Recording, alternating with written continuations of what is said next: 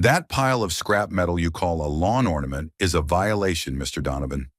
Effective immediately, you are being fined $100 per day per vehicle for violating Covenant 7.4 subsection B regarding inoperable or unsightly vehicles.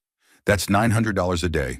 Pay it, or we'll put a lien on your house and sell it out from under you. This is your only warning. Karen, the self-appointed queen of the Meadow Creek HOA, stood on my lawn with her arms crossed, her floral moo-moo straining against the humid Carolina air, a clipboard clutched in her hand like a scepter.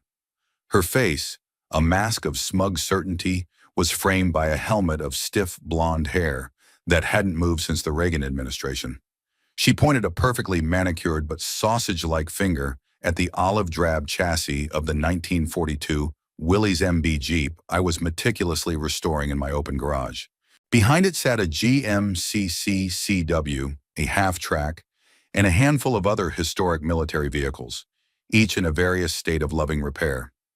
They were my life's work, my connection to my grandfather and my own service, and this woman had just called them scrap metal. Before I let you see how I dismantled this woman's petty kingdom piece by painstaking piece, do me a favor, hit that subscribe button, and while you're at it, drop a comment below telling me where you're watching from and share your own HOA nightmare. It's important to know you're not alone in these fights. Now back to how I turned Karen's world upside down. It all started a few months after I'd moved in. I bought the house specifically for the large, detached 3-car garage in the half-acre of land that backed up to a dense patch of woods, giving me the space and privacy I needed for my passion. I'm a retired Army Master Sergeant, spent 25 years as a heavy vehicle mechanic, fixing everything from Humvees to M1 Abrams tanks. When I got out, I started a small business restoring historic military vehicles from museums, collectors, and movie productions. It was quiet, detailed work that kept my hands busy and my mind sharp. For the first year, things were peaceful. I kept to myself. My restorations were contained within my garage or on the large concrete pad behind it, and my neighbors seemed to appreciate the quiet professionalism of my operation. They'd wave, sometimes stop by to ask what I was working on, and I'd happily give them a tour. But then Karen Miller was elected HOA president. Her platform was simple: beautification and conformity. To her, that meant beige houses, manicured lawns, and absolutely nothing that deviated from her narrow vision of suburban perfection. My collection, a rolling museum of American military history, was the ultimate deviation. Our first real interaction was over my mailbox. Apparently, the dark green I'd painted it to match my house's trim was an unapproved shade. She left a pastel pink violation notice taped to it, citing a rule buried on page 47 of the HOA covenant binder, a tome the size of a phone book that nobody had ever read. I repainted the mailbox white just to be a good neighbor. It was a foolish mistake, an act of appeasement that she interpreted as weakness. It was like offering a scrap of meat to a shark. It only made her hungrier. The mailbox was followed by a warning about the height of my grass, measured with a ruler to be a 1/4 inch over the 3-inch limit. Then came a citation for a garden hose left coiled by the spigot instead of being stored in an approved container. Each time I complied. I was a man who followed rules, who understood chain of command and standard operating procedures. But I was quickly learning that for Karen, the rules weren't about order. They were about power. The vehicles were her ultimate target. She saw them from her back porch, a constant, nagging reminder that someone in her domain was different, that someone was living a life she couldn't control. She couldn't understand the history breathing in their steel frames, the stories of the young men who drove them through mud in France or sand in Africa. To her, they were just junk. And that's what brought her to my lawn that sweltering Tuesday afternoon, delivering her $900 a day ultimatum. I looked from her smug face to the Willys Jeep, its engine block carefully disassembled on a clean workbench inside my garage. I thought about the thousands of hours I'd poured into finding original parts, the painstaking research, the grease under my nails that never quite washed away. "Karen," I said, my voice dangerously calm, "you have no idea what you're talking about." She scoffed, a sound like a deflating tire. "I have the covenants right here, Mr. Donovan. It's all black and white. Your junk is in violation. Pay the fine." I took a slow step towards her, not aggressively, but with the measured pace of a man who had walked toward much more dangerous things than a power-tripping HOA president. Those aren't inoperable vehicles, Karen. They are registered antiques. Each one has a historical vehicle license plate from the state, which under state law exempts them from municipal and association rules regarding vehicle storage. I had already done my homework. I knew my rights. She waved her clipboard dismissively. That's a cute loophole you think you found. But the board has discretionary authority to interpret unsightly. And we find your private junkyard unsightly. The fines stand. $900 per day. The clock is ticking. She turned and waddled back toward the sidewalk, a conquering general leaving a battlefield. I watched her go, not with anger, but with a cold, clear sense of purpose. She had just declared war. She had no idea I was an expert in logistics, strategy, and asymmetrical warfare. She thought she was fighting a quiet retiree with a messy hobby. She was about to find out she was fighting a master sergeant who had spent his entire adult life dismantling complex machinery, and I was about to dismantle her entire petty empire, bolt by rusty bolt. The first letter arrived 3 days later, a crisp white envelope with the Meadow Creek HOA logo embossed in a gaudy gold. It was formal, professionally printed, and reeked of cheap authority. Inside, the violation notice was itemized with a chilling bureaucratic precision. Vehicle 1, Green Army truck. Vehicle 2, large tan truck. Vehicle 3, shredded vehicle, and so on for all 9 of my projects. Each was listed with a daily fine of $100. The total at the bottom was a staggering $2,700 for the past 3 days, with a note in bold red ink. Fines will continue to accrue daily until all violations are cured. Cured. It was such a clinical, sterile word for what she was demanding, the erasure of my life's passion. I laid the letter on my large oak dining table, the same table where I laid out schematics and historical documents for my restorations. This was just another schematic, I told myself, a problem to be analyzed and solved. Anger is a terrible strategic partner. It clouds judgment. I had learned that lesson under fire in places Karen couldn't even imagine.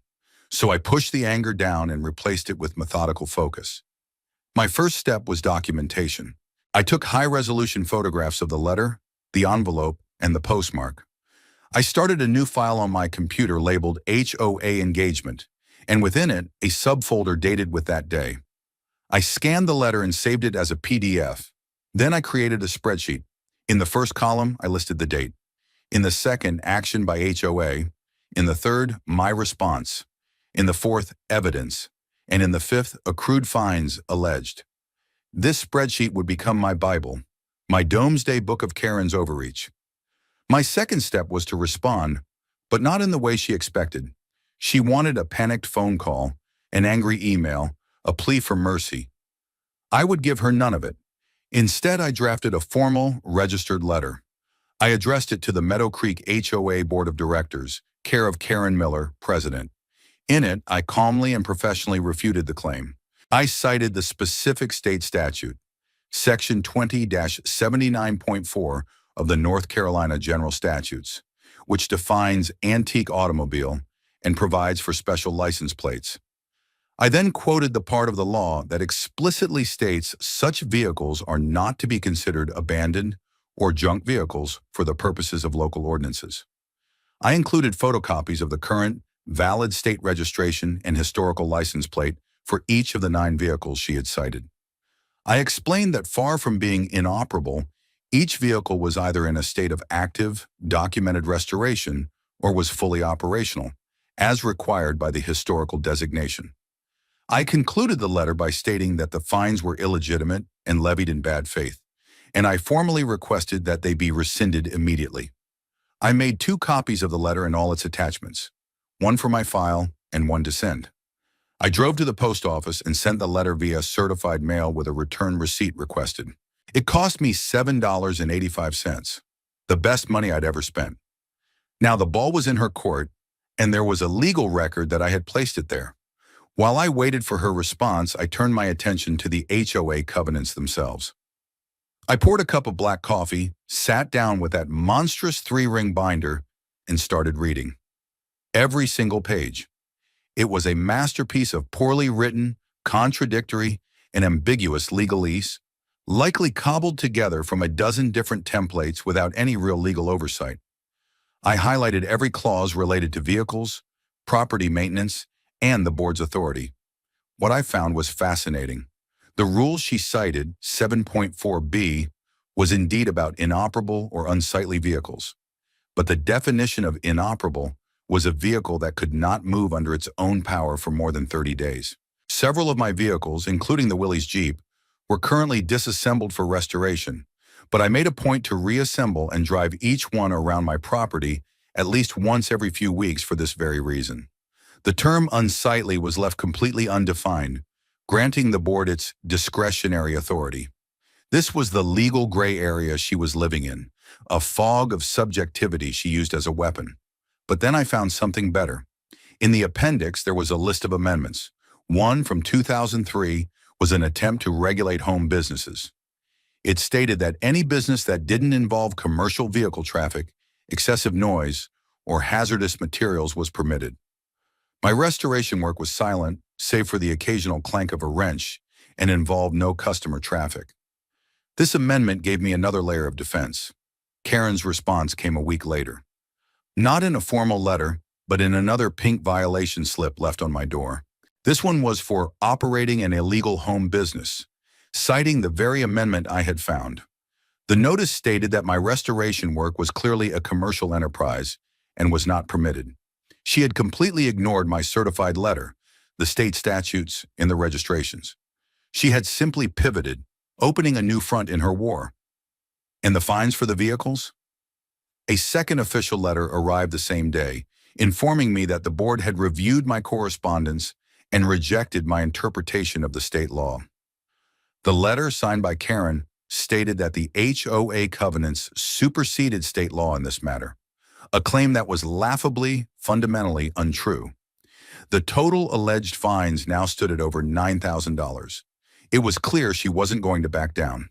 She was doubling down. This was no longer about a disagreement over rules. It was a personal crusade. She wanted me gone. I updated my spreadsheet, photographed the new violation slip and letter, scanned them, and filed them away. Then I wrote a second certified letter, this time addressing both the vehicle violations and the new accusation of an illegal home business. I cited the 2003 amendment and detailed how my work complied with every single one of its stipulations. I reiterated my legal position on the vehicles and stated that their continued levying of fines constituted harassment. This time, I added a new sentence at the end. Please be advised that I am documenting all correspondence and actions related to this matter and will use them to protect my legal and financial interests. It was a warning shot, a clear signal that I was not some pushover she could bully into submission. As I sealed the envelope, I felt a familiar calm settle over me. The kind of calm that comes when the mission is clear, the objective is defined, and the enemy has revealed their tactics. Karen thought she was playing a simple game of neighborhood politics. She didn't realize I was playing chess, and I had just put her queen on notice. With 2 certified letters sent and a growing file of evidence, I knew the next phase of my operation couldn't be purely defensive. A good defense is essential, but to win a war, you need to go on the offensive.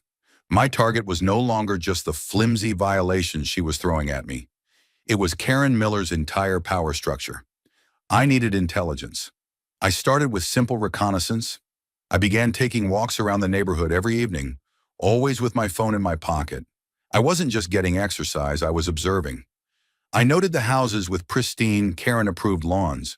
I also noted the ones that seemed to be under constant scrutiny. Old Mr. Henderson at the end of the cul-de-sac was always getting notices about the paint peeling on his trim. The young couple in the Blue Ranch house, the Garcias, were cited for their kid's plastic slide being visible from the street. I made a mental map of compliance and dissent. My first real breakthrough came from a conversation with Mr. Henderson. I saw him on his front porch one afternoon, staring dejectedly at another pink slip in his hand. I ambled over, making sure to stay on the public sidewalk. "Another love letter from the HOA?" I asked, keeping my tone light. He was a retired history teacher, a widower in his late 70s with kind eyes and a weary slump to his shoulders. He looked up and gave me a sad smile. You could call it that. She says my azaleas are encroaching on the sidewalk by 2 inches. 2 inches. He shook his head. I've lived in this house for 40 years, before there even was an HOA. Now this woman is measuring my bushes. I sympathized with him, and then I asked a simple question. Has she always been like this? His eyes darkened. Karen? Oh yeah, but it's gotten worse since they made her president. It's the power. She loves it. Before her, the board was just a formality. We paid our dues, they cut the grass in the common area, and that was it. But Karen, she went through those covenants like a prosecutor looking for a crime. And if she can't find one, she'll invent it. We talked for half an hour. He told me about how Karen had forced another family to resod their entire front lawn at a cost of thousands because she didn't like the type of grass they used. He told me about the HOA's finances, how the dues had nearly doubled since she took over, with no clear explanation of where the money was going. He mentioned the board meetings, how she would shout down anyone who questioned her, using her mastery of obscure bylaws to shut down debate. He was afraid of her, afraid of the fines and the liens. He was on a fixed income. He couldn't afford to fight. I thanked him for his time and told him to hang in there. As I walked away, I had my first piece of actionable intelligence: financial mismanagement and a pattern of abuse against vulnerable residents. My next step was to formalize this intelligence gathering. Under North Carolina law, homeowners in an HOA have the right to inspect the association's records, including financial statements, meeting minutes, and contracts.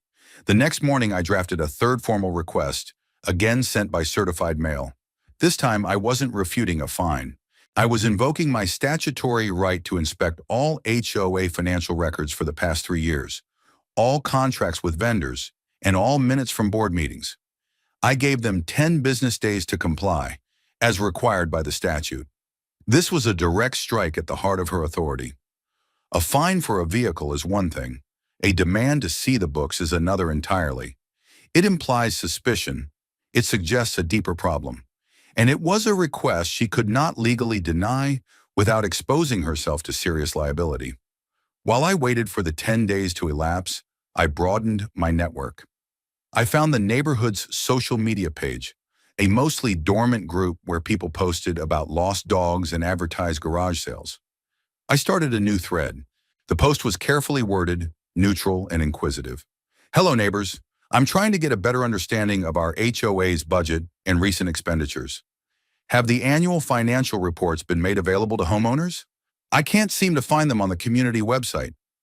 The response was slow at first, then a trickle, then a flood.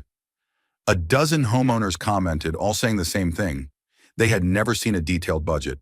They knew dues went up, but they had no idea why. My post had tapped into a well of quiet resentment. People started messaging me privately, sharing their own stories of run-ins with Karen. The Garcias, the young couple with the plastic slide, told me Karen had threatened to fine them for noise pollution when their toddler had a crying fit in their own backyard. Another homeowner, a single mom, told me she was fined because her trash can was put out on the curb an hour before the approved time. Each story was a carbon copy of the others. A minor, subjective infraction met with a disproportionate, aggressive response. I encouraged each of them to do what I was doing. Document everything. Save the letters. Take pictures. Create a timeline. I explained that a single complaint is just an anecdote, but a dozen complaints with documented evidence is a pattern. It's a legal case. The 10 days passed and I received no response to my request to inspect the records. This was a critical error on Karen's part. Her stonewalling was now, in itself, a violation of state law. I documented the failure to respond in my spreadsheet. The date, the request, the lack of a reply. It was another piece of ammunition. The fines against me continued to pile up. The alleged total was now well over $20,000. They were sending the letters daily now, a campaign of psychological warfare designed to break me. But every letter they sent, I scanned and filed. They thought they were building a case against me. They didn't realize they were building my case against them. At the end of the third week, I had a thick binder filled with my own documentation, copies of over a dozen complaints from other neighbors, and a clear documented refusal from the HOA to comply with state law. I also had a secret weapon. My cousin David was a forensic accountant. I called him, explained the situation, and asked if he'd be willing to look at the HOA's books if I could ever get my hands on them. A power-tripping HOA president with no oversight and rising fees? He said, a grim chuckle in his voice. Mark, that's not just a red flag. That's a fireworks display of potential fraud. Get me those books. I'll do it pro bono. I hate bullies. The pieces were moving into place. Karen was so focused on the battle happening on my front lawn that she didn't see the army I was quietly assembling on her flank. She was a petty tyrant who ruled by fear and intimidation. But fear is a fragile foundation. Once people realize they aren't alone, it begins to crack. And I was about to hand them the sledgehammer. The pressure I was applying started to show results, just not in the way a rational person would expect. Instead of providing the financial records or backing down, Karen doubled down. Her next move was to schedule an emergency board meeting. The notice posted on the community bulletin board and slipped under everyone's door was a masterpiece of passive-aggressive propaganda.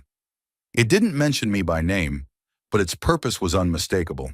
The agenda item read, "Discussion and vote on enforcement actions for persistent covenant violations, endangering property values."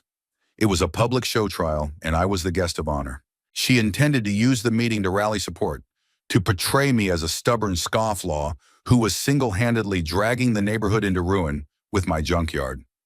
She wanted to get a community vote authorizing a lien on my property, a move that would give her campaign a veneer of democratic legitimacy. The meeting was set for the following Thursday evening in the community clubhouse. That gave me 6 days to prepare. My first call was to my newly formed alliance of aggrieved neighbors. I organized a quiet meeting at my house, the junkyard, as it were. Mr. Henderson came, as did the Garcias and 4 other families who had shared their stories with me. We sat around my dining room table, the very table where I was meticulously cataloging Karen's abuses. I laid out my strategy. She wants a public fight, I told them, so we're going to give her one. But we're going to fight on our terms with our weapons, facts, documents, and the law. I instructed them to bring their violation notices, any photos they had, and a written summary of their experiences. I wanted a thick, undeniable stack of evidence. She's going to talk about property values, I continued, so we need to be prepared to talk about that. This is where my own secret weapon came into play. For the past week, I had been working with a certified appraiser who specialized in historical and collectible vehicles. I had him conduct a full, formal appraisal of my entire collection. The final report was sitting in a thick binder on the table. My second call was to a lawyer. I didn't want just any lawyer. I wanted someone who specialized in HOA disputes. Through a veterans network, I found a man named Ben Carter, a sharp, no-nonsense attorney who had a reputation for taking a flamethrower to corrupt HOA boards. I paid for a 1-hour consultation and laid out the entire situation. The fines, the harassment of my neighbors, the refusal to provide financial records, and the upcoming show trial. I showed him my spreadsheet, my binder of evidence, and the certified mail receipts. He listened intently, a slight smile playing on his lips. When I was done, he leaned back in his chair. Master Sergeant, this is one of the most well-documented cases of selective enforcement in board malfeasance I've ever seen. You've done 90% of my job for me. He explained the legal framework. The HOA's refusal to provide records was a slam-dunk violation. The fines were almost certainly unenforceable due to the vagueness of the unsightly clause and the protections offered by the state's historical vehicle statute. The pattern of harassment against other residents established a clear history of bad faith. Here's what we do, Ben said, leaning forward. You go to that meeting. You let her have her say. You let her dig her own grave. Don't interrupt, just listen. Then when it's time for homeowner comments, you stand up and calmly present your case. But you don't just defend yourself. You prosecute her. He gave me a precise plan. First, address the vehicle issue by citing the state law and presenting the registrations. Second, introduce the evidence of selective enforcement by having the other homeowners share their stories. Third, expose her illegal refusal to provide financial records. And fourth, the masterstroke was something I hadn't even thought of. Ben drafted a formal petition for a special meeting of the membership. The purpose of this meeting? To vote on the removal of the entire HOA board for cause, citing breach of fiduciary duty and violation of state law. Under the HOA bylaws, such a meeting could be called if 10% of the homeowners signed a petition. We would bring the petition to the emergency meeting and start collecting signatures right there in front of everyone. The final piece of my preparation was personal. I spent the day before the meeting in my garage, not working on a vehicle, but cleaning and pressing my old Class A Army uniform, the green service uniform with its rows of ribbons, service stripes, and Master Sergeant chevrons. I hadn't worn it in years, but I knew this was a battle about more than just vehicles. It was about character, service, and respect. Karen saw me as a junkman. I was going to make sure everyone in that room saw me for who I really was. On the night of the meeting, my allies and I walked into the clubhouse together. It was a small, united front. The room was packed, a mix of curious onlookers and Karen's loyal supporters. Karen was at the front, sitting at a folding table with her two bored cronies, a sour-faced woman named Brenda, and a quiet man named Gary, who looked like he'd rather be anywhere else. She was beaming, soaking in the attention, clearly believing this was her moment of triumph. I found a seat in the back row with my group, placing my heavy binder on my lap. When Karen saw me walk in wearing my full dress uniform, her confident smirk faltered for just a fraction of a second. She saw a junkman, but the uniform told a different story. It spoke of discipline, honor, and a life spent in service to something much larger than a suburban homeowners association. She quickly regained her composure, but I saw it, a flicker of doubt in her eyes. The game was on. Karen opened the meeting with the smarmy confidence of a dictator addressing a captive audience. She droned on about the importance of community standards and protecting our shared investment. She painted a grim picture of a neighborhood on the brink of collapse, its property values plummeting, all because of one resident's refusal to comply with common sense rules. She never used my name, but every eye in the room flickered toward me. I sat perfectly still, my face a neutral mask, my hands resting on the binder in my lap. I let her talk. I let her spin her narrative of my junkyard, my commercial operation, and my flagrant disregard for his neighbors. She presented a slideshow of photos of my property, taken from the street with a telephoto lens, carefully framed to make my organized workspace look like a chaotic scrap heap. Her supporters, a handful of residents in the front rows, nodded along, murmuring their agreement. "This board has shown incredible patience," she concluded, her voice thick with false magnanimity. "We have sent notices, we have issued warnings, but the violations continue. Therefore, the board is asking for a vote tonight to authorize our legal counsel to place a lien on the property in question to recover over $30,000 in unpaid fines and to force compliance." A gasp went through the room. $30,000. The number was designed for shock and awe, to make me seem like a hardened criminal. My allies shifted uneasily in their seats, but I gave a slight, calming shake of my head. I had planned for this. "Now," Karen said, her eyes glinting, "before we vote, we will open the floor for homeowner comments. Please keep your statements brief." This was my moment. I stood up. The uniform had an immediate effect. The room went silent. People sat up a little straighter. In a community of civilians, the uniform carried a weight and unspoken authority that Karen, with her clipboard and her bylaws, could never match. I walked calmly to the front of the room, my binder in my hand.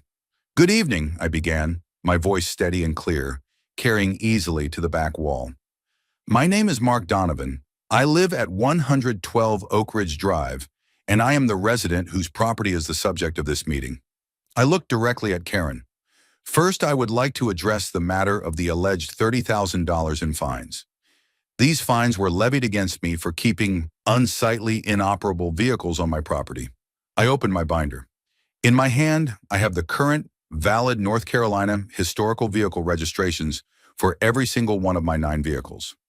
I also have a copy of North Carolina General Statute 20-79.4, which I'd be happy to read, that explicitly exempts such vehicles from these types of ordinances. The fines are illegal. They were levied in bad faith, and they will not be paid. I paused, letting that sink in. I then turned the page in my binder. Mrs. Miller has expressed concern about how my property affects our neighborhood's property values. I share that concern, which is why I took the liberty of having my collection professionally appraised. I held up the thick-bound appraisal report. This report was prepared by a certified antique vehicle appraiser. It concludes that the combined fair market value of the scrap metal in my garage is approximately $1.4 million. The silence in the room was absolute, punctuated by a few sharp intakes of breath. I saw Karen's face pale. The Willys Jeep alone, once restored, is valued at over $80,000. The M3 half-track is valued at close to $250,000. These are not junk. They are appreciating historical assets, worth significantly more than any house in this neighborhood, including yours, Mrs. Miller. I let my eyes sweep the room. Far from hurting property values, I am the steward of a private museum of American history that some of us in this room fought to protect. My gaze rested on my own ribbons, then flickered to another older gentleman in the crowd whom I knew was a Vietnam vet. He nodded at me slowly, a look of grim understanding on his face. But I wasn't done. "This isn't just about me," I said, my voice rising with controlled intensity. "This is about a pattern of harassment and abuse of power by this board. Mr. Henderson?" I gestured to the elderly man. He stood up shakily, holding his pink slip. "She fined me because my azaleas were 2 inches over the sidewalk." "Mrs. Garcia?" The young mother stood. "She threatened to fine us for noise pollution because our 2-year-old was crying in our own yard." One by one, my allies stood up and told their stories. Each one was a small cut, but together they bled Karen's credibility dry. The mood in the room had shifted dramatically. The murmurs were no longer in support of Karen. They were whispers of shock and anger directed at her. "Finally," I said, delivering the killing blow. "Under state law, every homeowner has the right to inspect the HOA's financial records. 3 weeks ago, I sent a formal, certified letter to the board requesting access to these records. The law requires a response within 10 business days. It has been 21 days and the board has illegally refused my request." I turned to the audience. "What is this board hiding? Where is our money going? Our dues have doubled in 2 years, yet our common areas look worse than ever." The room erupted in questions. People were on their feet, shouting at Karen, demanding answers. She sat frozen, her face a blotchy red, stammering about procedures and legal advice. Her authority had evaporated in the space of 10 minutes. I held up my hand for quiet. "It is clear that the current board has violated our trust, breached its fiduciary duty, and broken state law. Therefore, we have no choice but to take action." I held up a stack of papers. "This is a petition to call a special meeting to remove the entire board of directors. We need signatures from 10% of the homeowners. We will be collecting them at the back of the room after this meeting." I looked at Karen one last time, her face a mask of pure, unadulterated shock. "The vote to place a lien on my property is, of course, now moot. This meeting is adjourned." I turned and walked back to my seat, the sound of my polished leather shoes clicking on the linoleum floor. The community which Karen had tried to turn against me was now a mob descending on her, demanding signatures on the petition. She hadn't just lost the battle. She had lost the entire war in a public spectacle of her own making. The fallout from the meeting was swift and brutal. Karen and her board were disgraced. My petition to remove them garnered signatures from over 60% of the homeowners that very night. The community, once cowed into silence by her intimidation tactics, was now energized and furious. They had found their voice, and it was a roar. The next morning, I delivered a copy of the signed petition to the HOA's management company, formally triggering the process for a removal vote and the election of a new board. I also forwarded my entire binder of evidence: the illegal fines, the documentation of harassment, the refusal to provide financial records, and a summary of the disastrous meeting to my lawyer, Ben Carter. Ben's response was immediate. "It's time to drop the hammer," he said over the phone. He filed a lawsuit on my behalf against Karen Miller personally, as well as the other 2 board members, and the HOA as an entity. The suit alleged a number of things: breach of fiduciary duty, selective enforcement of covenants, harassment, and violation of North Carolina's open records laws for homeowners associations. We weren't just asking for the fines to be dropped. We were seeking damages for the harassment and for all my legal fees to be paid by them. The lawsuit was the legal manifestation of the coup that had occurred at the meeting. It put Karen on the defensive in a forum where her bluster and misuse of bylaws would mean nothing. Here, the rules of evidence and law, not her personal whims, would govern the outcome. When the process server showed up at Karen's front door to serve her the lawsuit, her reaction was, according to my neighbor across the street, cinematic. There was shouting, a slammed door, and the papers being thrown onto the lawn. She had thought her power was absolute within the confines of Meadow Creek. She was discovering, in the harshest way possible, that her little kingdom was subject to the laws of the real world. Her two board cronies folded almost immediately. Brenda, the sour-faced treasurer, and Gary, the quiet secretary, both resigned from the board within 48 hours of being served. Their resignation letters circulated by the management company cited personal reasons, but everyone knew the truth. They were jumping from a sinking ship. Karen, however, refused to resign. Pride, or perhaps sheer delusion, kept her clinging to her title of president. She was a captain determined to go down with her ship, even if she was the one who had torpedoed it. The HOA's management company, seeing the impending legal disaster, distanced themselves from her. They sent out a notice scheduling the special meeting for the board's removal, as required by the petition. They also finally complied with my original request for the financial records, sending me 3 years' worth of bank statements, invoices, and budgets. I immediately forwarded them to my cousin David, the forensic accountant. What he found was worse than I had imagined. It wasn't just incompetence, it was a systematic misuse of community funds. There were hundreds of questionable charges. Landscaping contracts awarded to a company that was owned by her brother-in-law at rates nearly double the market average. Thousands of dollars in administrative supplies from a premium office supply store, including what looked like personal stationery and expensive planner sets. Legal fees paid to a law firm for consultations that seemed to do little more than write threatening letters to residents over trivial violations. The crown jewel was a community beautification expense for over $5,000 to a company that, after a quick search, I discovered was registered to Karen's home address. She had been paying herself with HOA funds to, presumably, drive around and look for violations. It was brazen, breathtakingly arrogant, and completely illegal.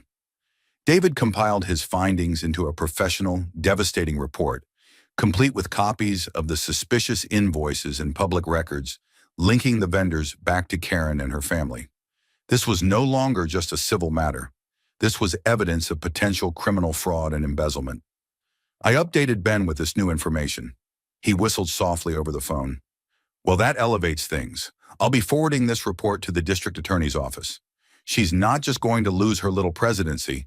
She might be trading her muumuu for a prison jumpsuit.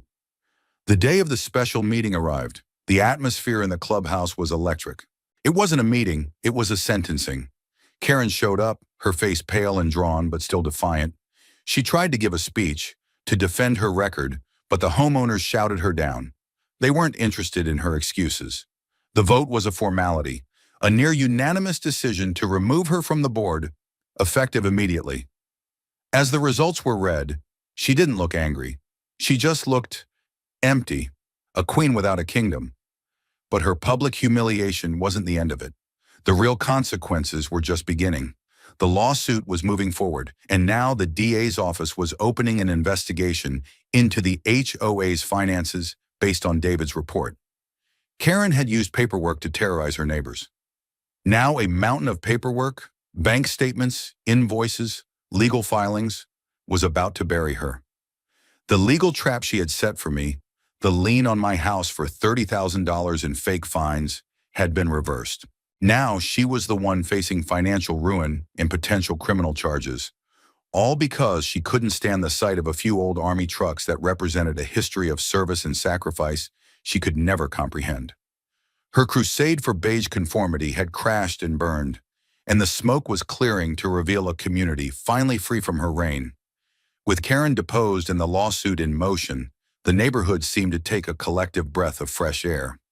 An interim board was elected, comprised of sensible people who actually cared about the community, including Mr. Henderson, who, with his newfound confidence, agreed to serve as vice president. Their first official act was to pass a motion formally rescinding all fines levied by the previous board and issuing a public apology to me and the other families who had been targeted.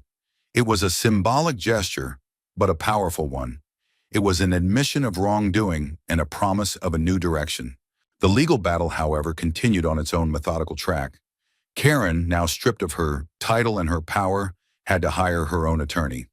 The HOA's insurance company, facing a lawsuit born from what was clearly willful misconduct, initially tried to deny coverage for her actions, leaving her personally on the hook. This led to a frantic series of legal maneuvers, but the evidence I had compiled was overwhelming. Ben Carter was relentless. He took depositions from Karen, Brenda, and Gary. Under oath, their stories unraveled. Brenda admitted she just signed whatever checks Karen put in front of her without reviewing the invoices. Gary admitted he knew the fines against me were probably invalid but was too intimidated by Karen to object. Karen's own deposition was a train wreck. Faced with David's forensic accounting report, she couldn't explain the contracts with her brother-in-law or the payments to her own shell company. She tried to bluster and deflect, but in the cold, sterile environment of a deposition room, her tactics were useless. She came across not as a leader, but as a petty, dishonest bully who had been caught. The district attorney's investigation moved in parallel. Detectives from the Financial Crimes Unit interviewed me, David, and other residents. They subpoenaed the full unredacted records from the HOA's bank. The weight of the state was now fully engaged. It was around this time that Karen's self-destruction accelerated. One evening, I was in my garage working on the engine of the GMCC-CWK when I heard a noise from my side yard. I checked my security cameras, which I had upgraded after the initial confrontation. The footage was shocking. It was Karen, dressed in dark clothing, skulking near my half-track. In her hand was a can of spray paint. She was shaking it, preparing to vandalize the vehicle. She was so consumed by rage and a desire for revenge that she had resorted to common criminality.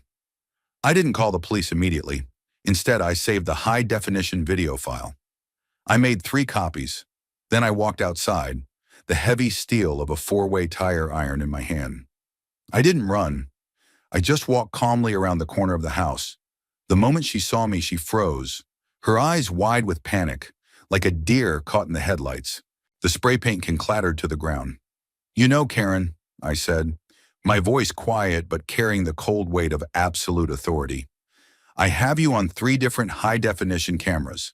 Trespassing, attempted vandalism of property valued at over $200,000. That's a felony." She started to stammer, to back away. I thought I saw a raccoon with a can of red spray paint." I took a step toward her. "You need to leave. Now. And you need to understand something. This is over. Your campaign is over. Your power is gone. All you're doing now is making things worse for yourself." She turned and fled, stumbling across the lawn in the dark. The next morning, I sent the video file to Ben Carter and to the lead detective on the DA's case. It was the final, irrefutable proof of her malice and instability. This act of pathetic, desperate vandalism was the nail in her legal coffin. It demonstrated her character beyond any doubt and made any potential plea for leniency impossible. The lawsuit was settled shortly after that. The HOA's insurance carrier, faced with the new evidence, agreed to all of our terms to avoid a costly and embarrassing trial. All of my legal fees were covered. I received a substantial settlement for the harassment, and as part of the settlement, Karen Miller was required to sign a document legally barring her from ever serving on any HOA board in the state of North Carolina for the rest of her life. She was also forced to sell her house and move out of the neighborhood within 6 months. The criminal case also concluded. Faced with the overwhelming evidence of embezzlement and the felony vandalism charge, Karen took a plea deal. She pleaded guilty to fraud and was sentenced to 5 years of probation, 500 hours of community service, and was ordered to pay full restitution to the HOA, a figure totaling over $40,000. Her name, once a source of fear in the neighborhood, became a cautionary tale. The symbolic final confrontation wasn't in a courtroom or at a meeting. It was a few months later. I was out front polishing the chrome grille of the fully restored 1942 Willys Jeep. It gleamed in the sunlight, a perfect testament to history and hard work. A moving truck was parked in front of Karen's old house. I watched as the last of her belongings were loaded up. She came out of the house one last time, saw me standing there with my beautiful, historic vehicle, and for a moment, our eyes met across the street. There was no anger in her face anymore, just a hollow, defeated emptiness. She got in her car and drove away, leaving Meadow Creek for good. I had won. But it wasn't just my victory. It was a victory for Mr. Henderson's azaleas, for the Garcia's toddler, for every person who had been made to feel small and powerless by her petty tyranny. I had dismantled her empire, not with anger, but with documentation, strategy, and the quiet, unyielding power of the truth. In the months that followed Karen's departure, a profound and welcome quiet settled over Meadow Creek.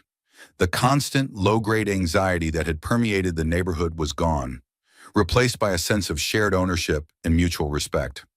The new HOA board, led by a retired engineer named Frank, and with Mr. Henderson providing historical context, was a model of sensible governance. They held open meetings, published transparent budgets, and their first major act was to go through the monstrous book of covenants with a red pen. They eliminated the vague, subjective rules about unsightly items and simplified the regulations to focus on health and safety, not aesthetic conformity. The community wasn't just healing, it was thriving. People started talking to each other again.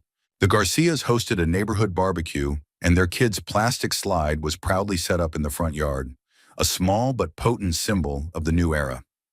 I brought my Willys Jeep over and gave rides to the neighborhood children, their laughter echoing down the street as we took a slow, careful lap around the cul-de-sac.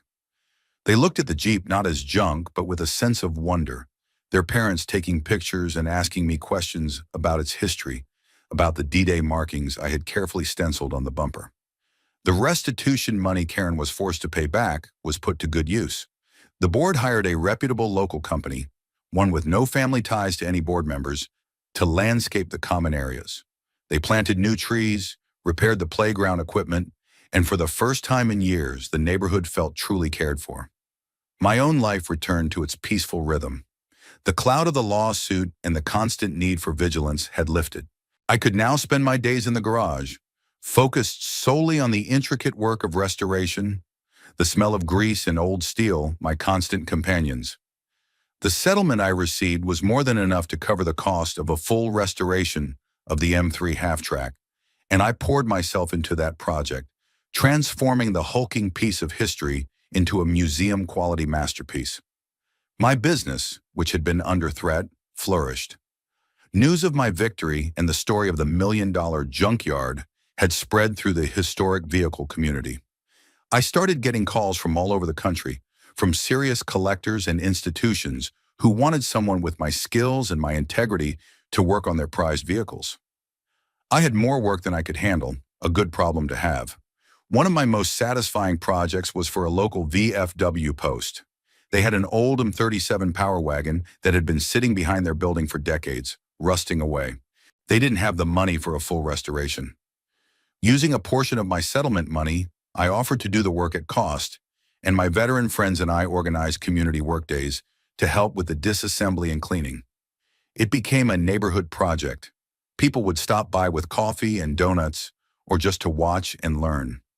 When we finally finished it, painted in its original Marine Corps green, we drove it in the town's 4th of July parade, with Mr. Henderson, a proud Navy vet, riding shotgun. It was more than just a truck.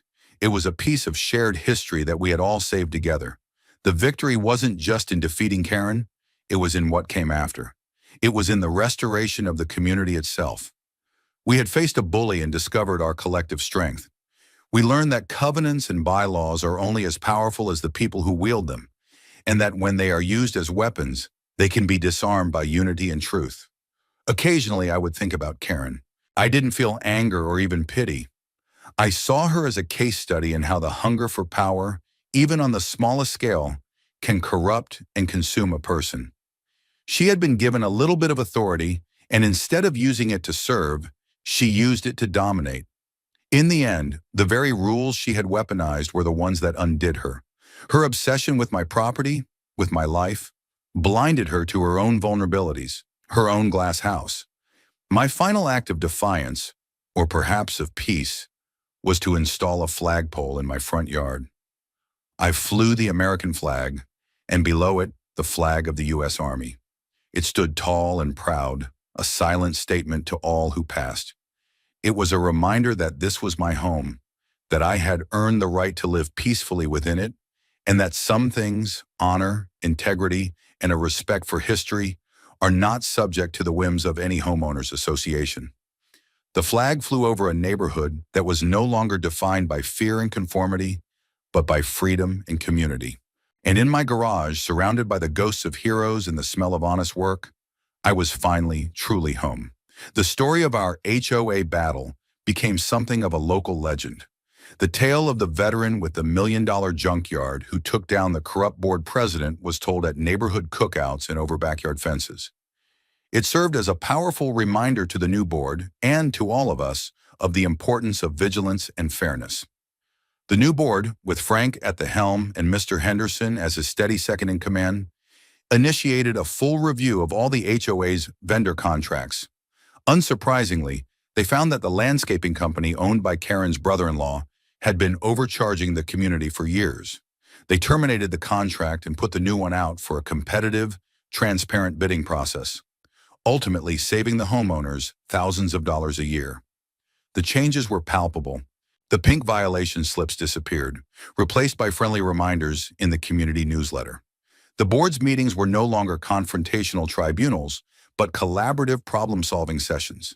They even established a community garden in one of the underutilized common areas, a project that brought neighbors together who had never spoken before, their hands in the dirt, working toward a common goal. I found myself becoming more involved in the community than I ever intended.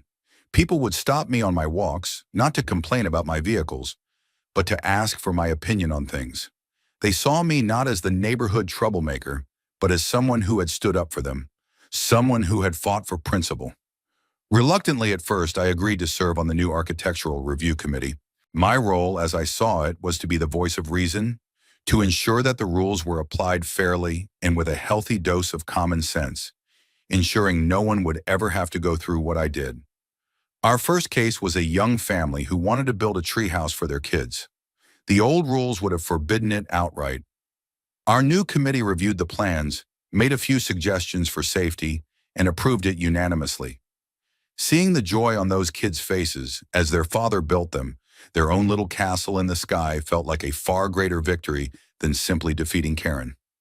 My cousin David's forensic accounting report had repercussions beyond just our little neighborhood. The district attorney used it as a textbook example in a series of workshops for law enforcement and municipal leaders on detecting and prosecuting fraud within homeowners associations. Our case, Ben Carter later told me, helped lead to a push for stronger state-level oversight of HOAs, including mandatory financial audits and clearer protections for homeowners. Our small fight had created ripples that were helping to protect thousands of other people from similar abuses.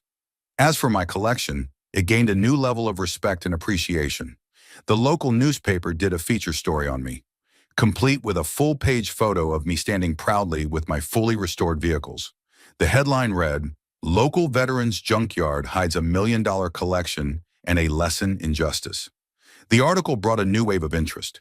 A history professor from the local university brought his class by for a tour, and I spent an afternoon explaining the mechanics and the history of each vehicle, connecting the cold steel to the human stories of the soldiers who had depended on them. I even received a letter from a man in another state who had served in the very same model of half-track during the Korean War. He shared his memories, and his letter, which I framed and hung in my garage, was a more valuable treasure than any appraisal could capture. It was a testament to the living history I was working so hard to preserve. The settlement from the lawsuit was a significant sum, and after paying Ben and ensuring my own finances were secure, I decided to use the rest of it to start a small foundation. The Donovan Historical Vehicle Preservation Grant would provide small grants to other restorers, museums, and VFW posts to help them save and restore historic military vehicles. It was my way of paying it forward, of turning the ugliness of the conflict into something positive and lasting. It was a way to ensure that these pieces of history, which Karen had so ignorantly dismissed as junk, would be saved for generations to come. The 6-month deadline for Karen to sell her house came and went. A nice young family, new to the area, bought it. They had heard the stories, and on the day they moved in, the husband came over to introduce himself. He shook my hand firmly and said, "I just want to thank you.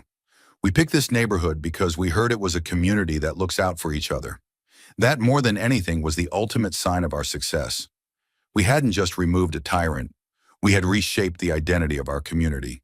We had transformed it from a place of arbitrary rules and fearful compliance into a genuine neighborhood, a place where people felt safe, respected, and connected." Standing on my driveway that evening, watching the sunset paint the sky in hues of orange and purple, I looked at the flag, at the quiet street, at the lights coming on in my neighbors' homes. I thought about the long, stressful journey, the meticulous documentation, the tense meetings, the legal battles. It had been a war I never wanted to fight, but by fighting it and winning it, I had secured a peace that was deeper and more meaningful than the simple absence of conflict. It was a peace built on justice, a community restored, and the quiet satisfaction of a job well done. The engine of a half-restored Dodge WC-54 ambulance sat waiting for me in the garage. Another piece of history waiting to be brought back to life. And I knew with absolute certainty that I was exactly where I was supposed to be.